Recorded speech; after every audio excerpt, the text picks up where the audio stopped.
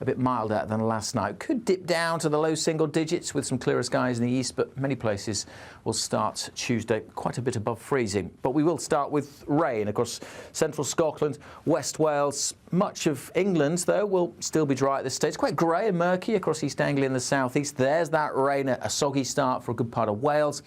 Northwest England, southern Scotland, the rain edging away from Glasgow through the morning rush hour. In fact, much of northern and western Scotland also seeing some bright spells to start the day, but there will be showers coming in.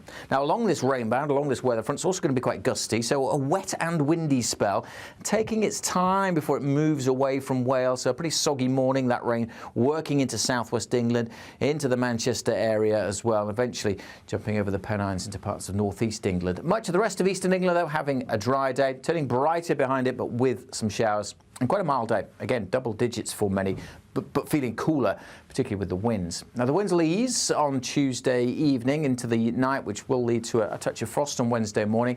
More showers coming into western Scotland, the north coast of Northern Ireland, but many places set fair on Wednesday thanks to high pressure. And for many, the dry, fine weather will continue through Thursday, Friday and into the weekend. However, it is also going to turn quite a bit colder.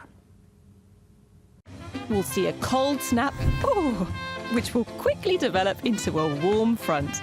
Boxed Boiler Repairs, sponsors of weather on GB News.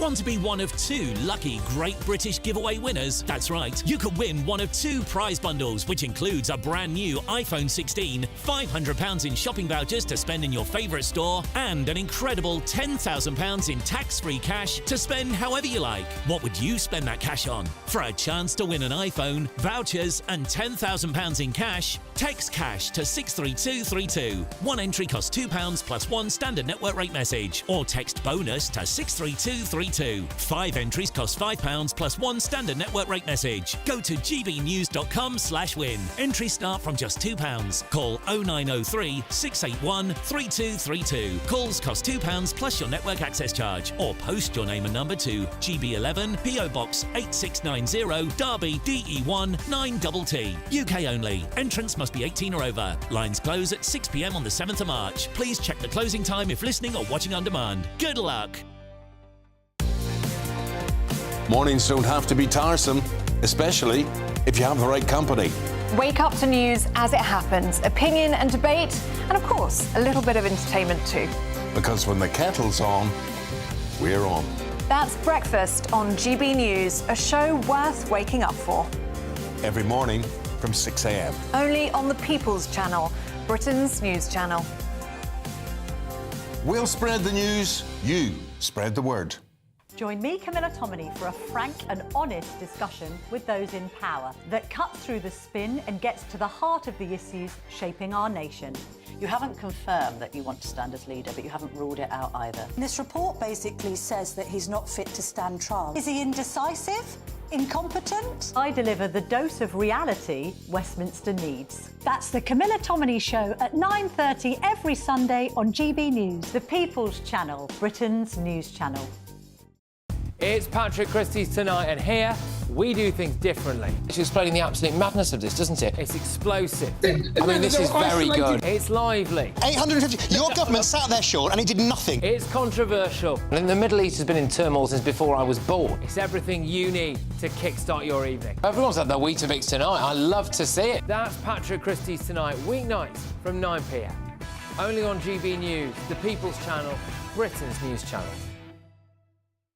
Hi, I'm Michelle Dewberry, and my show is your opportunity to cut through all the noise and dive in headfirst to some robust debates. Ideas clash. Situation, isn't it? Because the failure is... You're deliberately avoiding my point. Nothing's held back. And if you think this is the end of it, wait for more. And we do not shy away from the difficult stuff. Sometimes I want to shake people and say, if only you understood. So join me on Dubes & Co. weeknights at 6 p.m. only on GB News, Britain's news channel.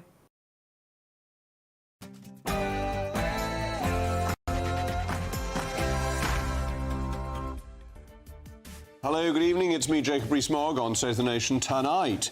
The United Kingdom faces a fork in the road as Donald Trump's trade war begins. But could his tariffs represent the defibrillation of our economy? Meanwhile, the government is on the cusp of betraying Brexit by aligning the UK's net zero policy to the EU's, destroying British industry such as remains. Labour has also quietly decriminalised illegal migration in its new border surrender bill. I'll be explaining why shortly. Plus, should it be legal to burn a holy text? Recent events across Europe have sparked the discussion. So tonight we'll be ending with a discussion on blasphemy. Activist, author and public intellectual Ayaan Hirsi Ali joins me in just a moment. State of the Nation starts now.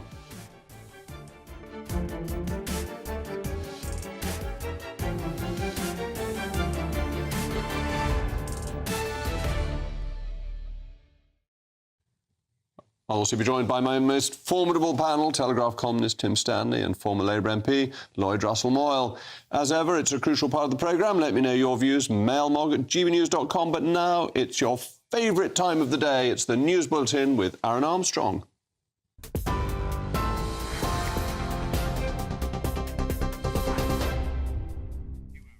Very good evening to you. Our top stories. A 15-year-old boy has died after a stabbing at a school in Sheffield. The victim was airlifted to hospital after the incident at All Saints Catholic High School just after midday, but died a short time later. South Yorkshire Police have confirmed a 15-year-old boy has been arrested on suspicion of murder and remains in custody. A criminal investigation is underway. A 14-year-old girl who stabbed 2 teachers and a pupil has been found guilty of attempted murder. The jury saw CCTV footage showing the pupil in the school hall where she appeared to stab the knife she would later use in the attack into the floor. Now, the girl, who can't be named for legal reasons, is then seen attacking assistant head teacher Fiona Elias and colleague Liz Hopkins. They, along with a pupil, were hospitalised after the attack at a Man Valley school in Carmarthenshire last April. Well, the Prime Minister was asked about the attack in Sheffield while taking questions from reporters in Brussels ahead of a dinner with EU leaders. The terrible stabbing in Sheffield is one where I think the whole country would want to reach out to the family, to the friends, to the school, the entire community in their grief and mourn with them. Obviously there'll be an investigation, but I think at this point I simply speak for the country on behalf to the individuals affected, to the family in particular, but everybody impacted by this awful situation. A young boy has gone to school and hasn't returned home, and so my first thoughts as Prime Minister and as a father are with the family. Well, the Prime Minister also says the UK won't be forced to choose between the US and the EU and intends to maintain good ties with both. Sir Keir Starmer made the comments after talks with the NATO boss, Mark Rutte, ahead of that EU leaders' dinner in Brussels. It came amid the prospect of a trade war with the US after Donald Trump said he plans to hit the EU with tariffs. And the US president has confirmed he will delay imposing tariffs on Mexico for a month and has hinted the UK may escape a similar sanction. Trump stated the UK is out of line, but has suggested a deal might be worked out after constructive conversations with the Prime Minister. Trump announced 25% tariffs on Canada and Mexico and 10% for China, but he's announced a temporary reprieve for Mexico after, in his words, a very friendly conversation with President Claudia Sheinbaum. Global markets did slump earlier following Trump's series of announcements and his stated intention on imposing tariffs on the EU. That's it for the moment. I'll be back with more in about an hour's time. For the very latest GB News direct to your smartphone, sign up to News Alerts by scanning the QR code or go to gbnews.com/alerts.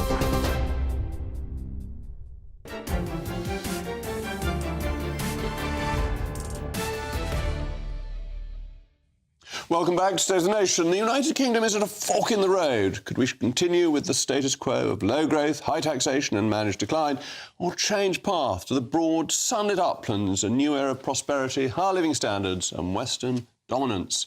And the cause of this fork in the road? Donald Trump's trade war. Here was the President yesterday signalling to the UK that it isn't too late. Will definitely happen with the European Union, I can tell you that, because they've really taken advantage of us. They don't take our cars, they don't take our farm products, they take almost nothing, and we take everything from them. European Union is really out of line. UK is out of line, but I'm sure that one, I think that one can be worked out. But the European Union it's an atrocity. The European Union is an atrocity. Trump always says it as it is. And tariffs are terrible economics. But in this case, good politics. Trump is right when he says there's a huge trade deficit with the EU. The EU puts an average tariff of 10% on cars made in the United States, while the US retaliates with a measly 2.5%. Similarly, the EU's average tariff on agricultural goods from the US is 11.3%, compared to the US average of 4.8% in return. But the EU also famously uses non-tariff barriers for US goods that often increase production costs of US exports, including, for example, by banning genetically modified organisms. The car industry has high tariffs, meat and pharmaceuticals. Infamously, the EU is terrified, absolutely frightened to death of chlorinated chicken, even though those of you who eat salad, horrid stuff though it is, are quite happy to eat chlorinated salad.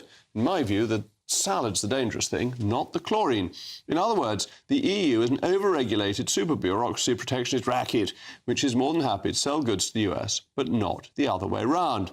And this is where we come in. We too, owing to our protectionist EU legacy, have a tariff on US cars. But why? As a gesture of goodwill, as Trump ramps up the trade war, we should immediately abolish this tariff. Not only would it signal to Donald Trump that we have every intention of aligning ourselves to the high-growth, low-tax US economy, but it'll make goods cheaper for you too. This is precisely why tariffs are bad economics but good politics. Donald Trump's tariff regime will ultimately make imports more expensive for domestic consumers in America. That lowers their standard of living and effectively makes them poorer. But in the meantime, it increases the US's bargaining power with other countries. The UK is in the perfect position to avoid these tariffs and offer free trade to the US, an avowed Brexit dividend.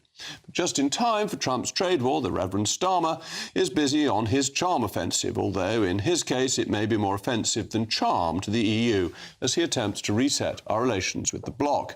He has always insisted the question of aligning with the EU or US is not a zero-sum game, but it's time for this chlorinated chicken to jump off the fence, go for growth, and improve living standards across the United Kingdom. As ever, let me know your views, mailmog@gbnews.com. But now, I'm joined by my most formidable panel, Telegraph columnist Tim Stanley and former Labour MP Lloyd Russell-Moyle. Tim, your Telegraph column this morning was on this very subject, and you think Trump's got something going for him, don't you? I do. The question at the back of everyone's mind is Trump using this for revenge? Is he using it as a coercive form of foreign policy to get people to change their relationship with America? Or does he actually want to reform the US economy, switching it away from reliance upon income taxes towards reliance upon taxes on imports to recreate what is, in his mind, the 19th century protectionist paradise? I suspect it's the former. This morning, one of his top economic advisors said in reaction to the threat of Canadian tariffs, you've got this all the wrong way round. This is not a trade war. It's a drug war. The administration says that the key problem is that the border, both north and south, is too open, that drugs and illegal migrants are flowing into the United States, and they're using the threat of US tariffs to compel other countries to properly police their borders. Well, evidence for this is that in the last few hours, Mexico became the first country to blink, got on the phone with Trump and said to him, right, we will send 10,000 members of the National Guard to our border to police it to try to stop the flow of drugs into your country. And Trump said, fine, I will suspend the tariffs for a month. So it looks like he is practicing brinkmanship. He is generating a crisis in order to force people to improve their relationship with America on what he regards as favourable terms. And from a UK point of view, this actually could be very positive because free trade benefits the giver just as much as the receiver. It lowers costs, it allocates assets more efficiently, it leads to economic growth. If we would take tariffs off US goods, thinking of cars straight away, that actually improves the lot of the UK car buy provides cheaper cars, better value cars? Well, you see, this is where I'm in a difficult position as someone who writes about American politics, because I'm often, if you're trying to explain what is perceived as being good for America, but that might not be what's perceived as being good for Britain.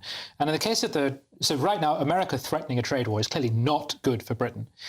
Britain going down the path that you described might not be perfect for Britain either, because if it were to lower tariffs in such a way that, for instance, means that it competes with American agriculture, and it can't, the risk of untrammeled free trade in Britain's case is that our producers end up getting hit and we just increasingly become a service-based economy. We are already, but we concentrate on doing things that we're good at rather than wasting assets and capital on things that we're bad at. I agree with that, but there is a strategic interest in preserving certain assets. But at certain things, even in agriculture, we're very efficient in some aspects of agriculture. We're very efficient at dairy, for example. Yes, well, we could also eat more of our own fish, but we just don't.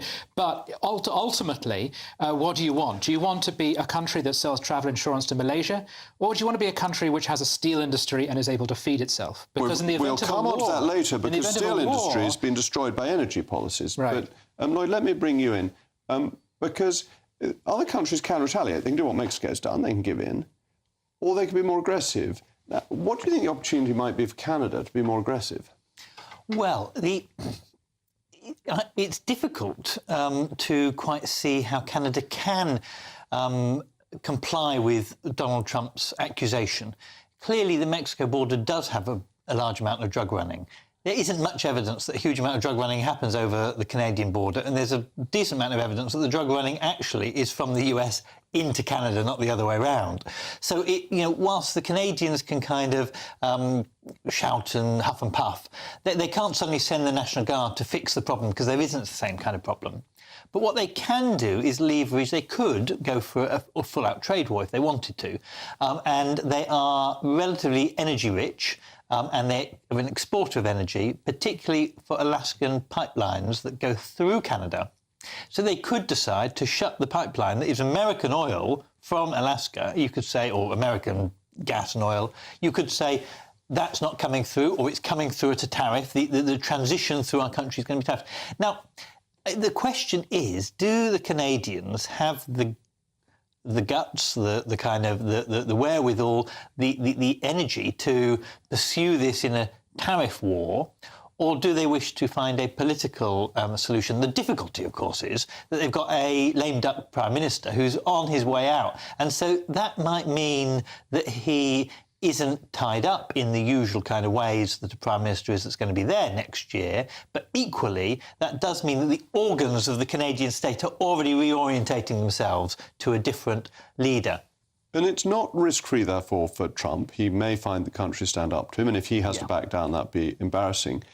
It's quite good for the UK, though, because we've already got a trade agreement with the EU. That's done and dusted. That was settled a few years ago. We don't have to join in any EU counter-tariffs if they try and fight back, but it could be the thing that opens our trade up to the US and satisfies Trump and benefits UK consumers. And we have a trade deal with Canada and Mexico as well, because we are part of CPTPP and they are part of CPTPP, and we have the rollover deal for Canada. So we have those two things that mean that the Canadian side is relatively good. I'm not sure I agree with your analysis of neoliberal trade is always good. I think that there is a growing feeling that just low tariffs don't always produce the economic resilience that you want in countries that you need. And I think COVID was a wake-up for that, when we were scrabbling around to produce basic items, and we were relying on the Chinese, the very people that had helped cause this disease to spread around the world, and we were relying on them for our trade lines. Let me give a final word to the Lord George Bentinck of our days. OK. Our protectionist friend. Oh, right, OK, right. What I say is Joe Biden did much of what Trump is doing. He did it in the case of China. He smacked, for example, a 100% tariff on imports of electric cars. That's how committed to going green he was on behalf of American consumers. Why did he do it? He said because there are certain industries that you need to protect. Because ultimately you don't have national sovereignty, which as Brexiteers we all want, if you cannot protect and defend yourself. The best protection of our industries is for industry to be efficient. And our industry is efficient if it has free trade. I'm with Peel. Thank you to my panel. after the break, we'll be looking at one of Labour's looming Brexit betrayals and how it could cost you a fortune.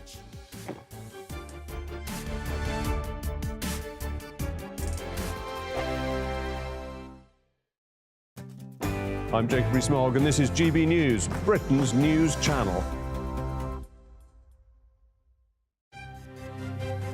GB News Breakfast, every day from 6 a.m. Jonathan, in London, we're hearing that there could be more posties from an Amazon point of view in order to limit or cut carbon emissions, but that they could put more people on foot delivering their parcels. This is really interesting because more and more people now obviously are using Amazon and buying their shopping online or buying gifts online. And it's interesting that in London they're talking about putting their Amazon workers on foot. There are now parts of the country, I think Milton Keynes is one part of the country, where there's robots delivering parcels, or really? You'll see these, well, they call them robots. You'll see these little things sort of bundling down the street. Yes. Sort of robots. Yeah, I mean, technically they're a robot, but when I think of a robot, I think of a sort of a humanoid robot. Yeah, sort of humanoid thing, sort of Lost in Space style robot. But actually, they're sort of little sort of carriages, little droids, boxes, like yeah. Star Wars droid type. Well, they're not thing. even that. They're like a little sort of, like a box on wheels, delivering parcels in places like Milton Keynes and other bits of the country. So I think this is just another example of how the world is changing. Online shopping is completely changing the way in which we all live our lives, the way things. But I think Milton Keynes lends itself to something like that. This is a newly designed town. Yeah. Exactly, that's why they're in Milton Keynes. And I really do think that a town like that really does lend itself towards a piece of tech like that. When I think back, our postie in Gloucestershire is a guy called Dave. He's fantastic. Everyone knows who he is. But I'm not sure that he could be replaced by one of these little droid things. GB News, the People's Channel.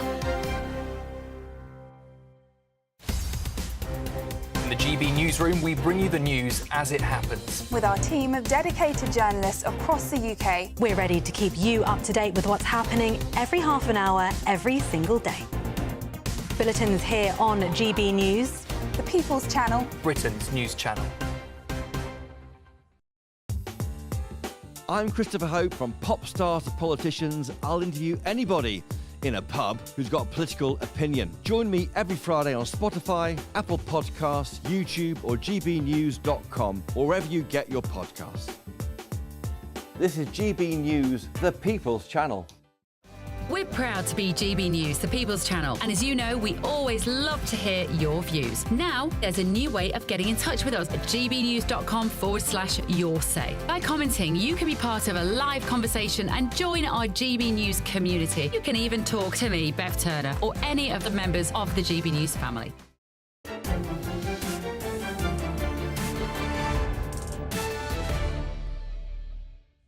Welcome back. I'm still Jacob Rees-Mogg, and we were talking about Trump and tariffs and trade. And your mail mogs have come in. Christine says, anyone who thinks we should rejoin the EU should read Ross's book, Far From Utopia. You'll soon change your mind and think we should have left 20-plus years ago. And Neil says, the nation that Canada, with a GDP of £2 trillion, can face off with the US with a GDP of £30 trillion is laughable.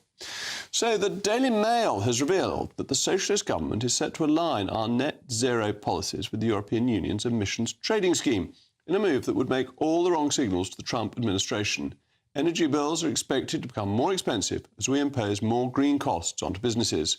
When we left the EU, it was an opportunity to remove this costly scheme, but instead we replicated it, which really just says it all about our not taking advantage to the full of the Brexit benefits.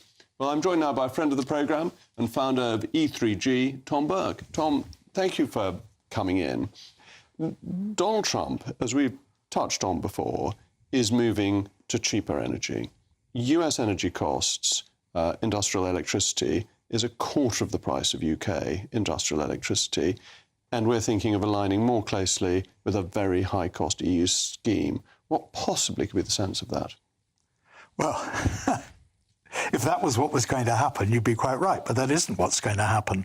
What's going to happen if we align with the EU ETS is that we will actually make sure that our remaining heavy industries, steel, ceramics, chemicals, actually are not penalised in their still important European market by the imposition of tariffs against us. So this is the carbon border adjustment mechanism. Carbon border adjustment method. So I don't see why you'd object to us actually just aligning a market anyway. Because I want cheap goods in the UK market, and that the carbon border adjustment mechanism requires high cost of manufacturing. We've closed our steel industry, our car industry is closing, this will finish off our cement industry too. It's a really silly way. It will finish off our cement industry if we don't align.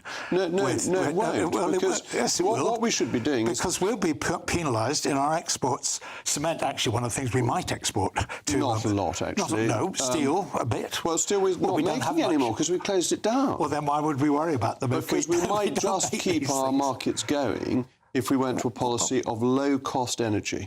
Markets in what? If you want to get low-cost energy, especially as we electrify, which we are going to do for all kinds of reasons, if you want then you really want our electricity system to connect to the European electricity system, which will be part of this deal. You want that to happen. Well, we're already connected, and we've been using the interconnectors, though actually when the weather gets particularly cold, the interconnectors provide us with remarkably little because of continental demand and because of our obligation to provide energy to the Republic of Ireland. But what it allows us to do, because exactly as you say, not only is the weather different across the continent, but also the time when peak load of energy, electricity in particular, happens, it allows us to import. So we're only telling people half of the problem. Not really. We were going up to over 60% of our energy being produced by gas, and we were bringing gas-powered stations online that we hadn't been using at very high cost. Well, yeah, but you're just picking... No, I'm not. This happens every year. We have set up... It happens for a very short space of time every year. But it's extraordinarily expensive. Whereas if we actually ran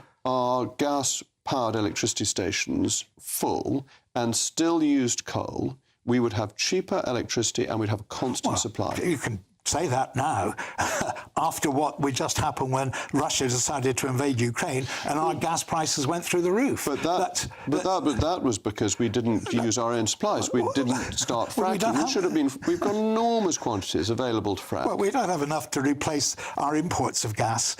We almost certainly do. We're sitting on trillions of cubic feet of gas. Wait. We're sitting on is not the same as have available. No. That's because we've wasted 10 years rather than extracting our gas from fracking. It's not the idea that somehow the government's got in the way of investors who could make a lot of money out of investing in gas. No, it's not. Yes, it is. They have stopped fracking. They have banned it. Well, first of all... I tried to unban it when I was briefly Energy Secretary. I remember it is an active government policy to stop it. Indeed you did. The idea that there's a massive amount of gas available for fracking here is just a promotional exercise by the people who wanted to frack. Well, why don't we frack and find out? Because if we'd done this 10 years ago, we would know. And then we would...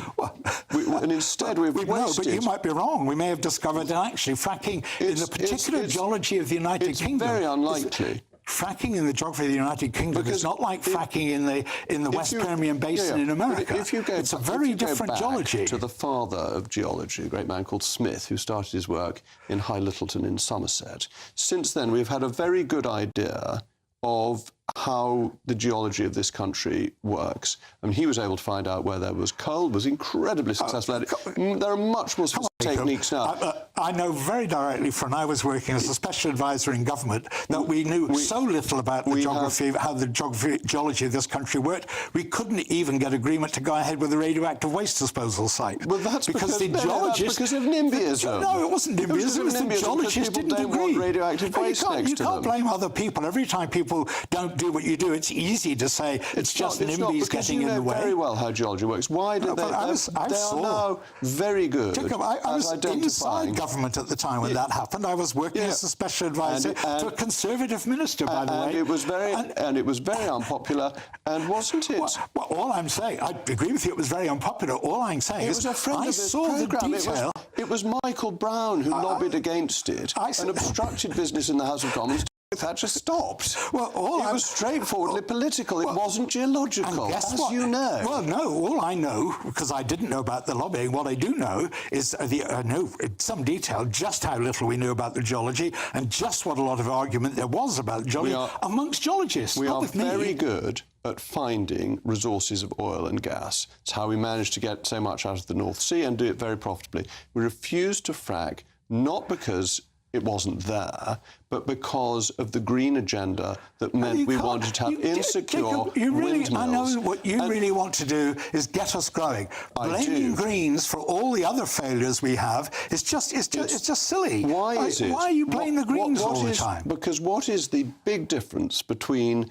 2000 and 2025 between the UK and the US? It's the energy cost. In 2000, our price of electricity was the same as the US. I think there are quite a lot of other things that are quite different. It is 4 times. Cheap energy is the lifeblood of economic growth, and we have voluntarily, because of the green agenda, actually, you're quite wrong about that. Cost one of the things we've completely messed up doing is actually dealing with the least energy efficient buildings across Europe, across the whole of Europe. If you have cheap energy, that's least of your problems. What? But Tom, thank you very much. We've got to move on, sadly. We hope to have you back. In a moment, we will be revealing how the Labour Party has decriminalised illegal migration and effectively opened our borders. Thank you very much.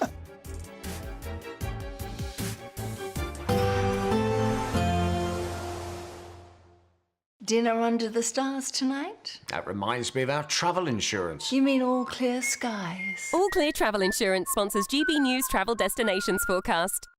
Hello. Well, there's plenty of fine weather around as higher pressure becomes established but unsettled in parts of Greece. So across the Canaries, largely dry on Tuesday. Across Gibraltar, perhaps just seeing some spells of rain or showers. Largely dry across parts of Italy as well with sunshine, but across Greece, we have got an area of low pressure, bringing some showers, perhaps quite heavy at times. But looking ahead across Wednesday and Thursday, plenty of settled weather and feeling pleasant too. All Clear Travel Insurance sponsors GB News Travel Destinations Forecast.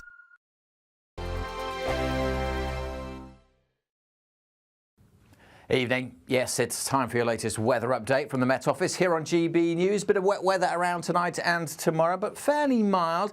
It is going to turn colder come the end of this week. But for the time being, we've got a deep area of low pressure heading across Iceland, and its trailing, waving weather front is draping its way down towards northwest Scotland, where it's been a very wet evening. That rain will spread across Northern Ireland, then across much of western Scotland. Heavy enough, we've got a Met Office yellow warning in place for southwest Scotland. Most of England was, though, staying dry through the night. Quite murky across the southeast, some mist and fog, bit of drizzle is possible. And generally a bit milder than last night. Could dip down to the low single digits with some clearer skies in the east, but many places will start Tuesday quite a bit above freezing. But we will start with rain across central Scotland, West Wales. Much of England, though, will still be dry at this stage. It's quite grey and murky across East Anglia and the southeast. There's that rain, a soggy start for a good part of Wales. Northwest England, southern Scotland, the rain edging away from Glasgow through the morning rush hour.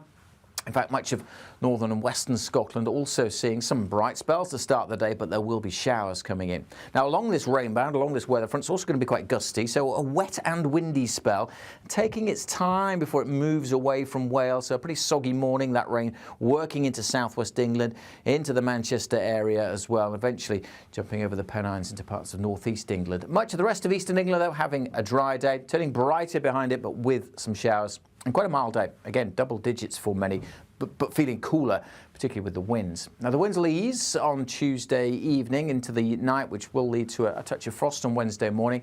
More showers coming into western Scotland, the north coast of Northern Ireland, but many places set fair on Wednesday thanks to high pressure. And for many, the dry, fine weather will continue through Thursday, Friday and into the weekend. However, it is also going to turn quite a bit colder. Hi, I'm Michelle Dewberry, and my show is your opportunity to cut through all the noise and dive in headfirst to some robust debates. Ideas clash. Situation, Because the failure is you're deliberately avoiding my point. Nothing's held back. And if you think this is the end of it, wait for more. And we do not shy away from the difficult stuff. Sometimes I want to shake people and say, if only you understood. So join me on Jubes & Kerr weeknights at 6 p.m, only on GB News, Britain's news channel.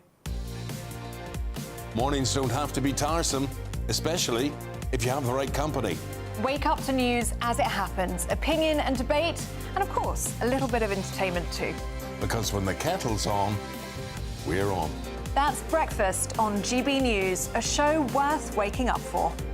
Every morning from 6 a.m. Only on the People's Channel, Britain's news channel. We'll spread the news, you spread the word.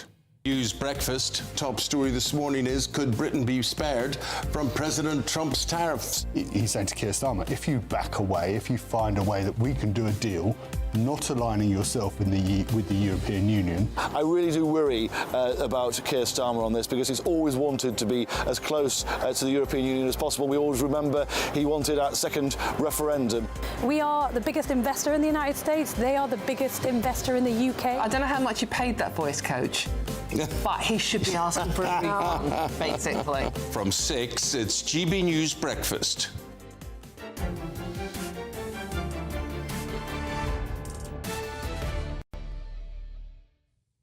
Welcome back. The socialist government has secretly decriminalised illegal immigration, or is at least trying to. At the end of last week, Home Secretary Yvette Cooper announced the government's border security bill, which is in reality a border surrender bill. This is because it repeals the legislation passed by the Tories that criminalised the crossings. Labour will now process the claims, but we know our acceptance rate is more than 70%, which means Labour has effectively thrown open the doors. While my panel is still with me, Tim Stanley and the former Labour MP Lloyd Russell-Moyle. Lloyd, she's eating surrender monkey socialists. Yeah, absolute poppycock. In fact, the deterrence, as it were, didn't seem to really make much of a difference. We still granted people asylum here. The question was, could you go on to become a citizen of the country? So you could end up being here for indefinite leave to remain for the rest of your life, but just couldn't get the last bit of citizenship. The reality is, the real advantage that citizenship gives is whether you can vote or not in the Parliament. Oh, actually, so it's gerrymandering. You want all these immigrants to welcome them in so they vote Labour. No, what you want is people to properly integrate, and you want people to not suddenly. You don't want people suddenly to create their own little. You want them to go home. Well, because things change. So Syria was very dangerous. For indefinite leave, which means that they can be here for the rest of their life. You want them for the rest of their life, particularly when they have children, to properly integrate and not to keep separate. You don't want to give them indefinite leave. You want to send them home. Well, I'm afraid I think that is the very problem that we have with multiculturalism, that Tory approach, that we say we want them to remain separate, we don't want them to properly integrate, and then what you have is you have real social problems in our street. We want people who've come here legally to integrate, but people who've come here illegally, things change. Syria may or may not be becoming safer because of the change of government, but the government has changed, and that must be a factor. I agree with you. Also, isn't the heart of this the principle that if you came illegally, yes, you may well be granted, you may have a good reason to be here, but because you had come illegally, you had broken the law, and therefore you would not be granted citizenship. That seems like a reasonable...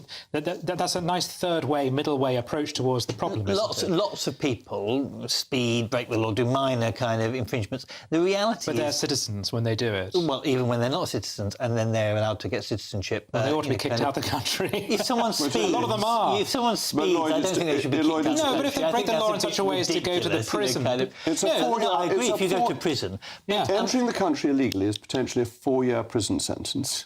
So it's quite serious. It's not speeding. The problem is with that law is it didn't particularly deter people. It criminalised people where there was no other legal route. There wasn't. If you were Syrian, until very recently, Syria was a basket case. It still probably is, but let's hope that it improves.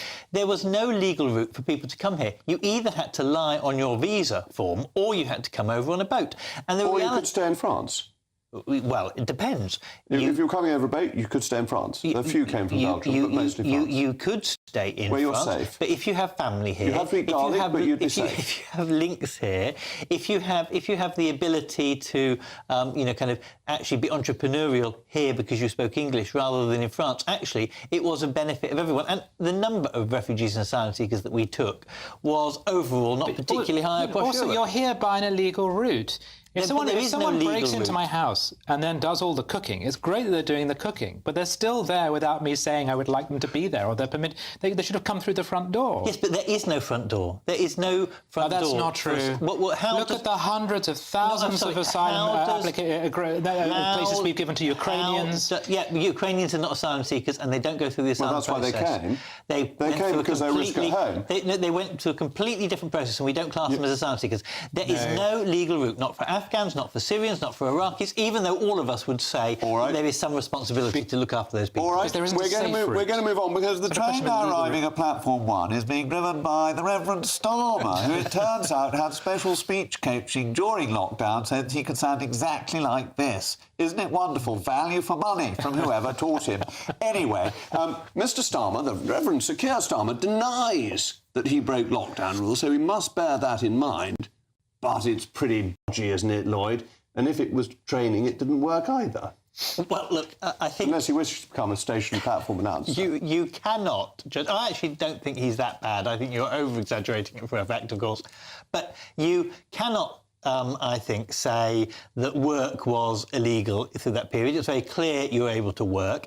Actually, the majority of people in this country continued working through all the lockdowns, because the majority of people have construction jobs, retail jobs, teacher jobs. They continue to work. So this idea that the country was locked down is rubbish. And the reality is Starmer was working. Now, you might be able to argue, do you like the outcome or not? Do you like the work product? But I don't think anyone can say he was doing that coaching for fun and frolic. Tim, isn't this a fair point, that this poor actress had a really hard job to do? For her, it must have been Sisyphean in its effort. I hope she got union rates. What did he sound like before? Daffy Duck? But so if at any point in the course of this training they shared a piece of cake, I presume you would demand his resignation and an arrest. If it was a party... You see, it's such nonsense. But you see, the Tory position, the anti-lockdown Tory position is the whole thing was nonsense. We shouldn't have been doing it in the first place. Therefore, let's just be liberal and tolerant in our application of it. It's your lot who drummed a Prime Minister out of office because the rules are so terribly important to you, unless you're breaking into the country. Shouldn't he be up in front of the Privileges Committee for pretending he obeyed all the rules? I think we should do to him everything that your lot did to Boris. First of all, question after question in the House. The rules, some of the rules were complete nonsense. Okay, Derbyshire police chasing people around. I mean, I remember people having a piece of cake. I remember people in calling the police. Walking along the beach and seeing the police chasing a nudist sunbather along the beach because they said they were stationary. Rather than walking around. So why did your lot drive Boris Johnson out of office? Because if it turns out Keir Starmer did something exactly the same, except no cake was eaten. The reason is because we didn't create the rules. Boris created the rules and then he broke them, and that was the crime. It was all political, and that disgraceful Privileges Committee hounded Boris out of office, and they wouldn't dare do it to the Reverend Starmer. Thank you to my panel. In a moment, we'll be having a fiery debate, even compared to this one. Is it legal to burn a holy text? And Hussey Ali joins me shortly.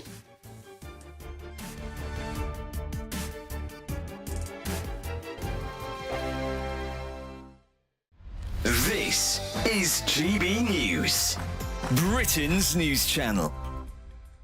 As we kick off 2025, many of us might be thinking about a bit of a wardrobe refresh, especially if you're over 50 and you feel like the high street doesn't quite cater to you. Indeed. That's where our next guest, Mel Tillett, comes in. She's in the studio with us now. Mel, thank you for joining us. Thank you for having me. I love that you are this accidental influence. I love that you said that's the first time. Yeah, it is. That's the first time I've heard it. You can have that yes, free on thank TV. you so much. It's quite true.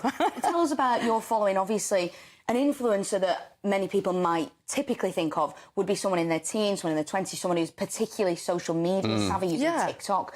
Talk to us about your brand of influencer. Well, our influencer, my kind of influence is over the older age group, the over 50s. For my business, I do a lot of live videos. I'll do them early in the morning at 7:30, which sounds ridiculous, but I know my ladies are up and about at that time having a cup of coffee or whatever that might be. And just being honest about day-to-day life. So my dogs are running about, my grandchildren are even sometimes in them, one thing and another. So it's just been purely by accident that I've got this really nice, loyal following, and I get lovely messages off ladies. I'll do things like, I'll tell them when I'm going for a mammogram, and I'll say, come on, everybody go for your mammogram. That's brilliant. All sort of health-conscious things. I've been a lot heavier than I am now, and I've slimmed down and lost some weight. I've been talking about that journey as well. And then ladies will ask me questions on the videos, and we chat about all sorts of different things. And now I'm getting messages every day, and people are loving the clothing ranges that we do. And it's just, I started off as a business, that's purely what I did, but it's turned out into this other, I get recognised places I go now, which is really weird. It must be a huge benefit to your business as well. We employ around about 50 people. Wow. And I'm quite open to my audience and saying, you know, while ever you keep buying off us, while ever you're loving our products and our clothing, you're keeping 50 people in jobs. GB News, the People's Channel. If you want your news to be straight talking... This is the nightmare for the Conservatives again. Down to earth. It's not just Nottingham where this is happening, is it? And most importantly, honest. Hard-working, middle-class taxpayers, they'll get their book thrown at them. Then catch me, Martin Daubney, Monday to Friday, 3 till 6 p.m. on GB News, Britain's news channel. Join me, Nana Akwe, for an informative, interactive news programme with a difference. It's fun. No, he didn't say that, though. I'm so surprised. I think there's an element of truth to that. Join me from 3 p.m. every weekend, only on GB News, Britain's news channel. In the GB Newsroom, we bring you the news as it happens. With our team of dedicated journalists across the UK, we're ready to keep you up to date with what's happening every half an hour, every single day. Bulletins here on GB News, the People's Channel, Britain's news channel.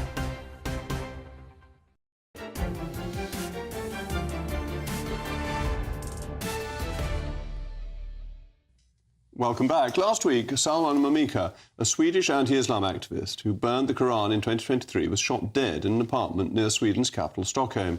While the details of the killing aren't yet clear, the Swedish Prime Minister has said there was a clear risk it was linked to foreign powers. Just days later, a man was arrested in Manchester, having been seen allegedly burning the Quran too. But these developments raise the question, should burning the Quran, or any other holy text for that matter, be legal in a democratic society? Well, I'm joined now by the author, activist and public intellectual Ayaan Hirsi Ali.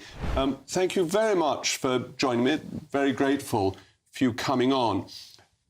Just for background, you used to be a Muslim and moved away from Islam because you felt that the position it left women in was disadvantageous. Well, Mr. Rees-Mogg, it's a pleasure to meet you. Thank you for having me on. I left Islam, this was back in 2001, 2002, and my reflection on my identity as a Muslim was sparked by what had happened on 9/11, 2001. I condemned it. I furiously disagreed with the men who did what they did. And that set me off asking, well, if I disagree with them, where does that leave me? Am I a Muslim then? And further reflection on, and I thought, I do not agree with any of the moral guidelines that the Prophet Muhammad had set for me as a Muslim. And that means that renders me an unbeliever. And that puts you at risk, that you have to have personal security, that there have been constant threats to your life since you left Islam. And this is the issue, isn't it? That there is an attempt to enforce blasphemy laws against people across the world by extremists. And this may be burning of the Quran, or it may be leaving the faith. That's right. There are, I always say there's one Islam, and then there are two categories of Muslims. And one category of Muslims are just normal people. They identify as Muslims, go about religious duties in their daily lives. And then there's a different category of Muslim, the Islamist. And they take everything that Muhammad said and did literally, and everything in the Quran literally. And they believe, yes, if, like me, you leave the faith, the punishment is death. If you burn the Quran, as Salman Mamik did, you also deserve death. Theo van Gogh, who was not a Muslim, according to the man who killed him, had defiled the Quran, and the punishment is death. And so the number of people who believe this are growing in Europe, in Sweden, in the UK, in Germany, in France. And so you're seeing more and more of these incidents. And in terms of burning the Quran, or indeed the Bible, it's clearly bad manners, it's aggressive, there are laws that it's conceivably against. But do you think, as a general principle, people ought to be free to show that they disagree with any book, and that if they disagree with it, ultimately that must mean they should be free to burn it? Or do you think books of that kind, religious texts, ought to be protected in some special way? I'm an American citizen and I abide by the First Amendment. And so as a matter of principle, I think that's protected speech. It's not desirable. It's not good manners. It's not great, but it is protected speech. And when I came to the Netherlands in 1992, that was the case, as was the case all over Europe. So what you're describing, Mr. Rees-Mogg, is a conflict. It's a collision of morals and principles. And I believe that in Europe and in the rest of the West, we ought to stand up for our principles and, you know, gently but firmly explain to those who want to impose their principles on us that we don't accept them and that we are going to protect our citizens. And you were elected to the Dutch Parliament, so you stood in democratic elections. Do you feel that democracy is weakening in these terms, then that actually the religious fanatics' position is strengthening? Because if they are willing to kill people who disrespect their religion, then there will be self-censorship, even if the laws nominally protect people. That's exactly what happened. The laws supposedly protect people, but if laws are not enforced, then they become meaningless. And in the last 30 years, I watched a debate of, you know, to what degree should we protect these principles and to what degree should we accommodate the sensibilities of these new minority, the Muslim minorities.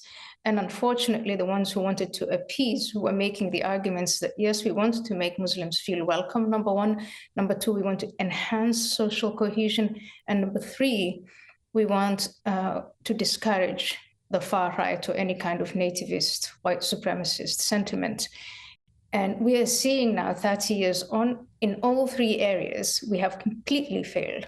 We have appeased the Islamists, but appeasement led and leads to only more emboldenment and more aggression. And the rise of so-called the intolerance towards immigration and Muslims has only gone up.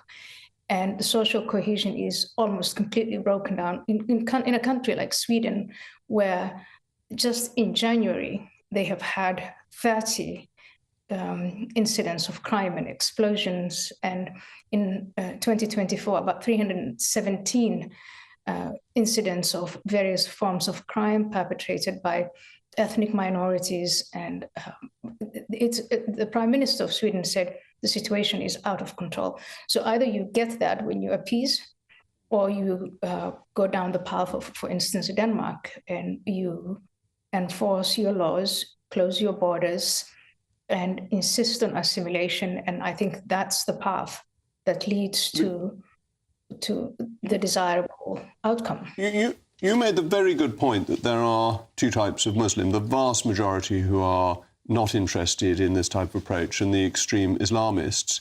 How hard is it, do you think, for the first category, the Muslims who want to integrate? Do they get put under pressure because of the Islamist sympathisers? They do get, yes, they do get under pressure. But I also don't want to give them a pass, because if they are as large as we all think and hope that they are, they too, the moderate Muslims, should organize against the Islamists. And I don't see that happening. It's very disappointing. All right. And thank you so much for joining me this evening. And I hope that you are kept properly safe. Thank you. Well, I'm joined now by broadcaster and commentator Fahima Mohammed.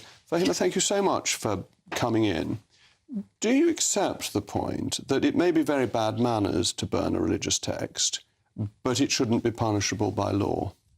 Well, I think Europe has already set the precedent, to be honest, and the EU and the UN, and as well as Denmark. They actually do oppose this kind of precedent because, at the end of the day, it is a borderline of, incitement of hate. Is it, though? Yes, it is. If you disagree with the text, if I were to burn the Communist Manifesto, that wouldn't be an incitement of hate. Well, it would be anti-Semitic if you were to burn the Torah. It would be also not liked if you did burn the LGBTQ flag. Why is it only when it comes to Islam that it's actually something like... I wouldn't make it illegal to burn a papal encyclical. I take papal encyclicals very seriously. I think every religious scripture and text should be not, you know, disrespected in that way, and it should really be about having that sort of harmony. Though? Surely freedom of speech allows people to do things that are bad manners. It's not absolute, because it does infringe on laws. It infringes on human rights and the public law order. What human right? The fact that it does incite hate. But does it incite hate? Yes, it's just saying, I disagree with this. I think what this says is wrong. But that's not what they're doing. That's not what they're doing. If I'm sitting here and having a conversation with you, that's free speech. If I was to be using profanity language, banging on the table... That's how it is. You thinking that burning the Quran is a nice precedent to set, that means the rest of the actual community and children will be like, yeah, that's the way we have to act if we don't like something. But isn't it legitimate to do things that aren't nice, to say this text is fundamentally wrong, I believe in another text, and therefore I'm going to burn this text because it is wrong? Would you like your children to do something like that? To burn something? And then where does that lead to? As it happens, I think the history of burning books is that the people who burn them turn out to promote the cause that they're burning. It tends not to be a successful political activity. Psychologically, I wouldn't advise people shows projection of hate. And it actually does cause lots of economic problems, social problems, and even countries that want to align with other Muslim countries, that actually causes a lot of disarray. It seems to me it is a fundamental freedom of speech, that promoting hatred is different. It's saying, I hate an individual. Whereas if you're burning a Bible, or you're burning a Quran, or you're burning the Torah, or a papal encyclical, you're saying, I hate the context of this book. I think it is wrong. I think it is false. I think it is untrue. But there are better civilised ways of talking about it. That's just a matter of taste. You don't think it's tasteful. But there are all sorts of things I don't think are tasteful. It's not even about tasteful. It's insulting and it's inappropriate. No, OK, insulting and inappropriate. I don't care about things being insulting and inappropriate. That shouldn't be illegal. It should be illegal when it's going to cause disharmony between cultures and also disrespect between people. OK, but I don't... Talk about it. Write a paper. Have debate. I don't have criticise in that way. There's no obligation to respect things that I think are wrong. You don't have to do it in a sort of like verbal way, but in a physical way. That is really dangerous. Why? I don't see the difference. Because you're burning something. Yes. You are inciting a sort of... No, you're not. If you're inciting something, you're specifically standing up and saying, I hate this group, we should do something about it. If you're saying, these are ideas that I think are so wrong, do you really think people respond to burning something as in going to say, oh, they just disagree? You see, human nature and human behaviour is different. And it doesn't just happen with the Muslim community. Like I said, if the Torah was burnt systematically across the globe, or even in any place, it would be anti-Semitic. It's been done by individual people. And individual people are allowed to say they think the Torah is wrong. This has created a huge amount of people doing that. Are people allowed to say, in your view, that Islam is wrong? Of course they can. OK, then why can't they say that symbolically and say, look, I'm therefore burning this? Because that is disrespectful. But you don't have to respect things you disagree with. Also, it is inciting hate. I don't understand but it isn't necessarily inciting hate. Do you know what? That terminology you're saying is just saying that, you know, at the end of the day, we can talk and say whatever we want and we can do that. When you actually burn something, you are going to say that it's okay to hate something and burn. Where will it end? If it's a book, then it's a mosque, then it's other things. No, it's not. A book is a clear, identifiable symbol. Even still, it leads to it. But like I said, it only really happens when it comes to Muslims. You could say exactly the same with speech. Not really, because if we were to swear at each other, we've got to go to the great. We've got to go to the great Patrick Christie's. Patrick, what's on your programme this evening? I just thought that was an absolutely fascinating discussion, Jacob. So is it therefore OK to shoot someone in the back of the head if they decide to burn a book that you don't like? Remarkable stuff, isn't it? But anyway, Trump appears to be prioritising Britain over the European Union. Why aren't we maximising that? Why is Starmer going and sitting on Macron's knee and getting him to whisper into his ear about what a scandal Brexit was? Starmer looks as though he may have broken COVID rules as well, which of course wouldn't be a problem had he not demanded that everybody else who did got sacked as well. And the Tory party, well, have they got a little bit of a problem when it comes to funding, Jacob? Maybe you could fill the void. I don't know about that, but that's coming up after the weather. I'll be back tomorrow. I'm Jacob Rees-Mogg. This has been State of the Nation, and you want to hear about the weather in Somerset. It's going to be absolutely beautiful as a miraculous sun will shine just over West Harptree all day tomorrow.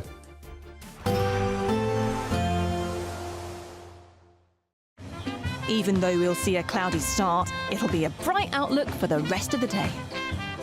Boxed Solar, sponsors of weather on GB News. Evening. Yes, it's time for your latest weather update from the Met Office here on GB News. Bit of wet weather around tonight and tomorrow, but fairly mild. It is going to turn colder come the end of this week. But for the time being, we've got a deep area of low pressure heading across Iceland, and its trailing, waving weather front is draping its way down towards northwest Scotland, where it's been a very wet evening. That rain will spread across Northern Ireland, then across much of western Scotland. Heavy enough, we've got a Met Office yellow warning in place for southwest Scotland. Most of England was, though, staying dry through the night. Quite murky across the southeast, some mist and fog, bit of drizzle is possible. And generally a bit milder than last night. Could dip down to the low single digits with some clearer skies in the east, but many places will start Tuesday quite a bit above freezing. But we will start with rain across central Scotland, West Wales. Much of England, though, will still be dry at this stage. Quite grey and murky across East Anglia and the southeast. There's that rain, a soggy start for a good part of Wales. Northwest England, southern Scotland, the rain edging away from Glasgow through the morning rush hour. In fact, much of northern and western Scotland also seeing some bright spells at the start of the day, but there will be showers coming in. Now, along this rain band, along this weather front, it's also going to be quite gusty, so a wet and windy spell, taking its time before it moves away from Wales. So a pretty soggy morning, that rain working into southwest England, into the Manchester area as well, eventually jumping over the Pennines into parts of northeast England. Much of the rest of eastern England, though, having a dry day, turning brighter behind it, but with some showers. And quite a mild day. Again, double digits for many, but feeling cooler, particularly with the winds. Now, the winds will ease on Tuesday evening into the night, which will lead to a touch of frost on Wednesday morning. More showers coming into western Scotland, the north coast of Northern Ireland, but many places set fair on Wednesday thanks to high pressure. And for many, the dry, fine weather will continue through Thursday, Friday and into the weekend. However, it is also going to turn quite a bit colder. There will be a light breeze in the morning, leading to a warm front. Boxed heat pumps, sponsors of weather on GB News. We're giving you not one, but 2 chances to win this month, with 2 prize bundles that include an incredible £10,000 in tax-free cash. But that's not all. You'll also get a brand new iPhone 16 and a £500 shopping voucher to spend at your favourite store. So why not be extra lucky this month? For a chance to win an iPhone, vouchers and £10,000 in cash, text cash to 63232. One entry costs £2 plus 1 standard network rate message, or text bonus to 63232. 5 entries cost £5 plus 1 standard network rate message. Go to gbnews.com/win. Entries start from just £2. Call 0903 681 3232. Calls cost £2 plus your network access charge, or post your name and number to GB11 PO Box 8690 Derby DE1 9TT. UK only. Entrance must be 18 or over. Lines close at 6 p.m. on the 7th of March. Please check the closing time if listening or watching on demand. Good luck. It's Patrick Christie's Tonight, and here we do things differently. It's explaining the absolute madness of this, doesn't it? It's explosive. I mean, this is very good. It's lively. 850. Your government sat there, Sean, and it did nothing. It's controversial. And the Middle East has been in turmoil since before I was born. It's everything you need to kickstart your evening. Everyone's had their Weetabix tonight. I love to see it. That's Patrick Christie's Tonight, weeknights from 9 p.m. Only on GB News, the People's Channel, Britain's news channel. Mornings don't have to be tiresome, especially if you have the right company. Wake up to news as it happens, opinion and debate, and of course, a little bit of entertainment too. Because when the kettle's on, we're on. That's Breakfast on GB News, a show worth waking up for. Every morning from 6 a.m. Only on the People's Channel, Britain's news channel. We'll spread the news, you spread the word. Join me, Camilla Tominey, for a frank and honest discussion with those in power that cuts through the spin and gets to the heart of the issues shaping our nation. You haven't confirmed that you want to stand as leader, but you haven't ruled it out either. This report basically says that he's not fit to stand trial. Is he indecisive? Incompetent? I deliver the dose of reality Westminster